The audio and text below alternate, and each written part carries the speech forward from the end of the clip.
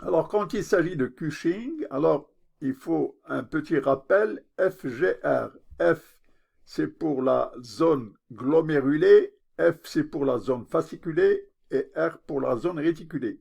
Alors, la zone glomérulaire, c'est le sel, la zone fasciculée, c'est le sucre, et la zone réticulée, c'est les androgènes.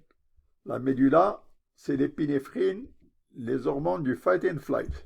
Alors, on se pose la question, s'agit-il d'un Cushing? Alors, quand on se pose cette question, comment on répond? On va répondre en faisant un test, en injectant la dexaméthasone de 1 mg à minuit, et le lendemain matin, on fait la prise du cortisol et de la CTH, on dose le cortisol et de la CTH à 8 heures du matin, et on regarde le résultat. Si le cortisol est supérieur à 5 grammes par décilitre, il s'agit d'un Cushing. S'il est inférieur à 5 grammes par litre, ce n'est plus un Cushing.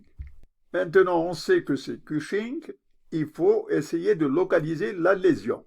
Est-ce qu'elle est dans l'hypophyse, est-ce qu'elle est dans le poumon ou est-ce qu'elle est dans les surrénales? Et pour répondre à cette lésion, on fait cette fois-ci le test de 8 mg de dexaméthasone. Alors pour le diagnostic, on fait le test de 1 mg de dexaméthasone. Pour la localisation, on fait le test à 8 mg. 8 mg à minuit et on dose le lendemain de cortisol et l'ACTH à 8 heures du matin. Si l'ACTH et le cortisol, si l'ACTH est élevé et le cortisol est bas, c'est l'hypophyse. Si la CTH est élevée et le cortisol est élevé, si les deux sont élevés, c'est le poumon. Si la CTH est basse et le cortisol est élevé, c'est la surrénale.